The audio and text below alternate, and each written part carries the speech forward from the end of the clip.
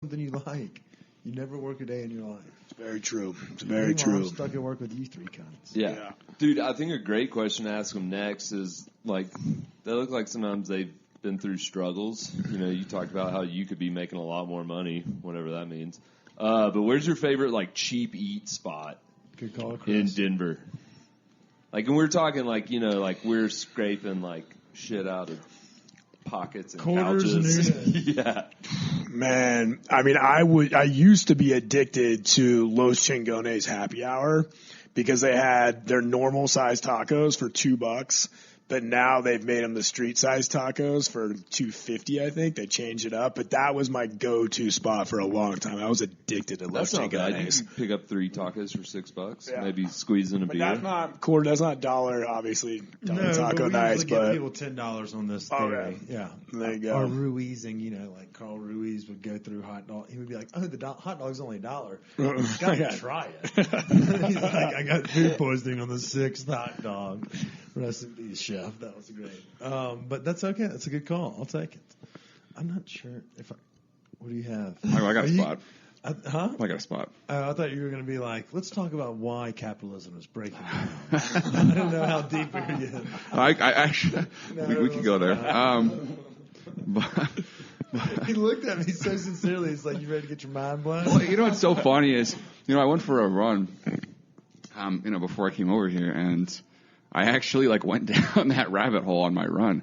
But I was like, we're not going to talk about that on this podcast. But Sure, we are not. I got a spot. It's a Lebanese restaurant on Colorado Boulevard in Evans. It's called Amira's, and they have the best chicken shawarma in town by far. I mean, it's really the only one in my opinion. It's fucking awesome. Interesting. Fuck yes. Hold on. Let me write Colorado and I Evans. might have to try Yep. that. this. Chris, you ready to road trip after this episode? I got the vape pen. How good is this chicken shawarma? I mean, it's What are we talking, like $8.52 yeah, price wise? yeah, yeah. Well, if you get the dinner entree, it might be like $11 or $12. Okay, but We'll allow it. yeah, but it's probably a shit ton of food. It probably comes with fries. Yep. Yeah. Yep. Or no, shawarma may even come with a little side salad, some more pita and hummus or something. I had Well, a so their pita bread is all freshly baked, which when you can get, you're getting like a fresh like round pizza of pita bread, and it's that at like a cheap spot is pretty nice because I mean there's not a lot of places that make their own pita bread in Denver, even like Oshkosh does, but I mean that's Yeah, it's like not fit in the mold here. It's like the Softa, other Mediterranean restaurant. Every other time. But that's you a just get- different kind of pita, you know. Like otherwise you But- get just like the already cut up, like thinly sliced junk. the other thing too, like when you get cheap shawarma, a lot of times the rice is you know kind of okay. The rice is great, and the chicken isn't too overcooked, you know, which is another thing you run into. I could sell it all day. I love this place. Shit, you sold us, and I mean, our listeners hopefully are sold on this. We gotta love trying it, and it's on the corner of Colorado and Evans, and it's called something. Yeah, Amira's. Amira's. And then they got a bakery too with some. It's Lebanese. All right, now let's dive into some capitalism. Yeah. game time. All right, so I think we've done pretty well here. I think the next question, if we usually do cheap eats, that reminds us to give a shout to our friends over at concert season. We know it's wintertime, so in the summertime we used to ask people what was their favorite Red Rocks concert. Well, because it's not Red Rock season, we'll say, what's the best indoor concert y'all have seen recently? See how I pivoted because of the seasons? Braden's got me thinking. Well, I'm going to buck that because the best.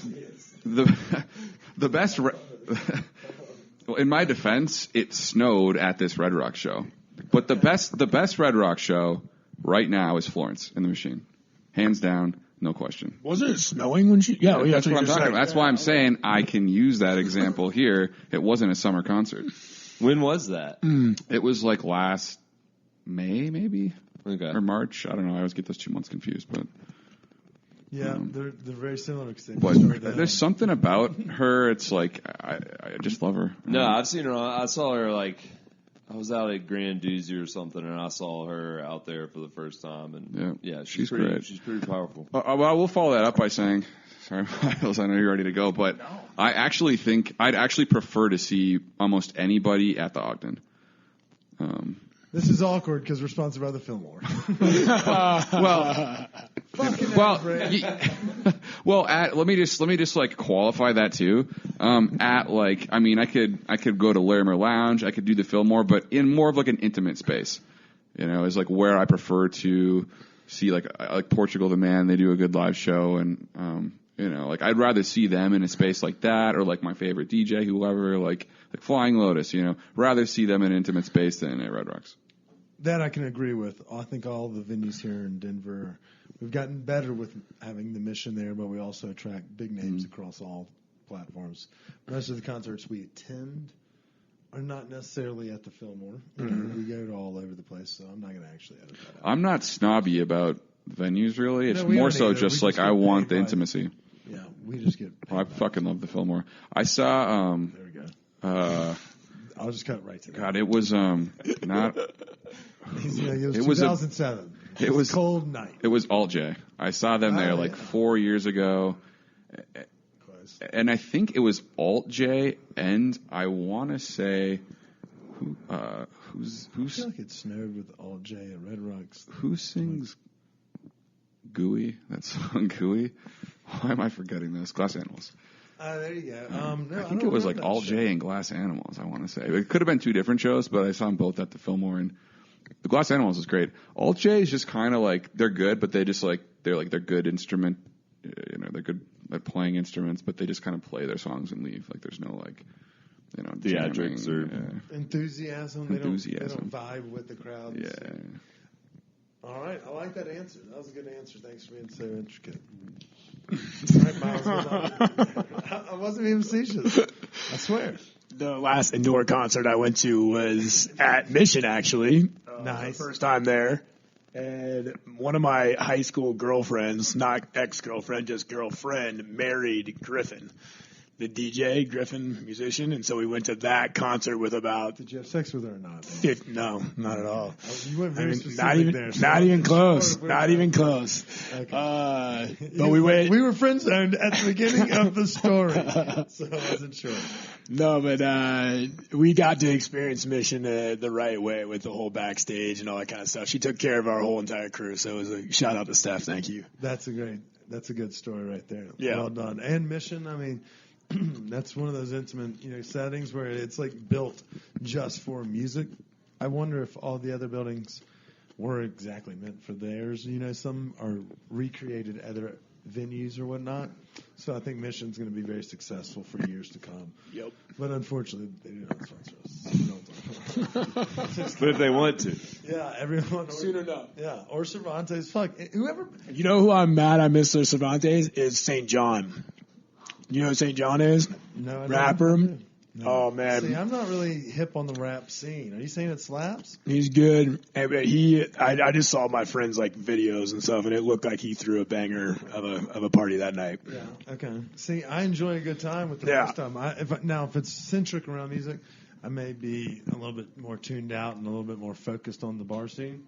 But you never know. Sometimes you're just talent hunting. You just never know what you're going to find at a Alt J concert specifically. Or Ghostland. What's up? What's it called? All right, guys. So y'all made it through the really difficult portion of this episode. But I guess since we are talking about food spots in town, we do, I guess, feel the need. We need to ask a serious question. Y'all have lived other places. Y'all work in the industry. What do y'all think is one thing Denver's food scene is missing? Well, Double. That's how you know it fucking hits. yeah. It's coming, but for a while there, I think it was barbecue. But now we have Post Oak, Post Oak, which is Post good. Oak on on Tenny? Tennyson. Yeah. And I feel like there's more there too, but I know like 2 years ago I was like, there's like you would never come to Denver. I people get defensive about it in the food scene here, but like if your friend came to Denver, you wouldn't be like, oh yeah, we're going to get barbecue. Like Denver does barbecue really well. Here we're going to this spot. There would be no place that would come to mind. But now maybe it would be Post Oak. And Owlbear, I'll give a shout to former guest. They're gnarly digs, but I do agree it's not really hitting in that scene by any means. But it is apparent, like it's here. So I just wasn't sure if do we have Peruvian food or Filipino food, something like deep in the trenches, like I don't know. What do you think, Miles? Jesus. Michael works too. I don't remember things, actually. Yeah, well, it's funny. The first thing that came to mind was what annoys me about what Denver tries to do in the food scene. Go for it. And we were just, we were talking about it earlier. Like, they always try to make these like Vegas type brunches and Chicago type brunches, and it's just not Denver. And they all seem to strike out. Where does that happen? Well, like STK tries to do it. 5430 tries to do it. They try to make Denver, Vegas, like a big city, and it just, for me, it doesn't work, and it's one of those things that's like one of my biggest pet peeve is when they try to turn brunches into these womp parties. Okay. All right. Because it doesn't, we just don't have it. Yeah, and I can understand that. You kind of need to play to your strengths and understand your demo a little bit better. And I hope to God we don't shift towards a heavier Vegas scene. But yeah, exactly. I go to bed at an earlier hour on nights like that, so that's not a bad call. I like it, gentlemen. We'll add it to the think board of how we can make better this city. Chris, I think this next segment is brought to you by Live Nation. It's called Ask the Internet, guys. You got your sheet ready? Yeah. I'll let you lead it. I'm going to eat some more of these crackers and get some water. All right. What am I doing? Am I asking Braden to pick a number? Yeah. Pick a number. Pick a number 1 through 9. 6. 6. Would you rather fart and it smells so deadly and stays around, or every time you fart it shows a color of gas so everyone knows? But I just have to, once is the mega fart. Oh, it always stays around. Yeah. So it never leaves me. Yeah. It sticks around longer, I guess. But you can blame it on other. Oh, go ahead. My knee-jerk reaction is just like the one fart because we could leave the room. Well, no, I think it's just like every time you fart, it smells so deadly and lingers. Or every time you fart, it's a color. Oh, the color for sure then. Clear indicator that it was always he who dealt it. Yeah, that's a good question. No, see, I'm taking the opposite. I'm blaming it on Braden.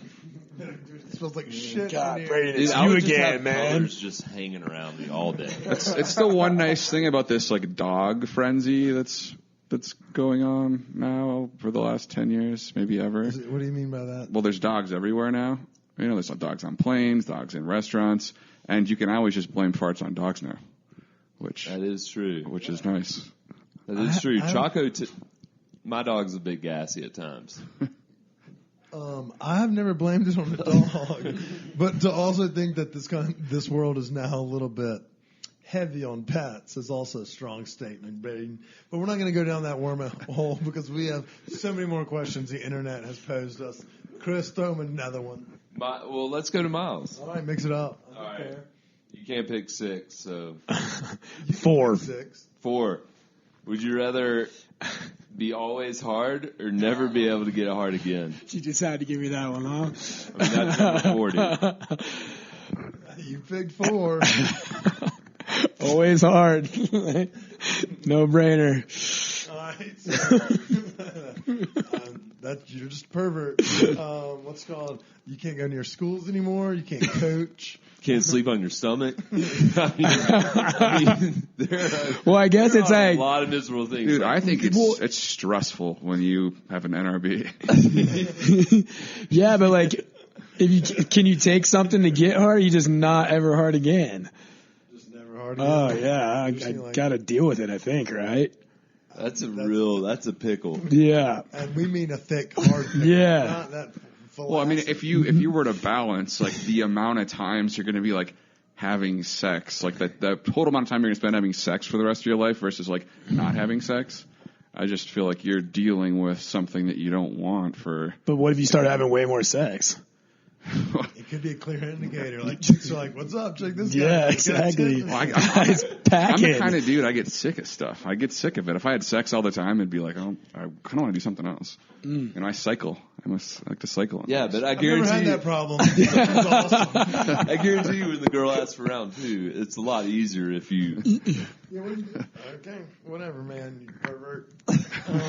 And Braden, it sounds like he's going the opposite direction. So.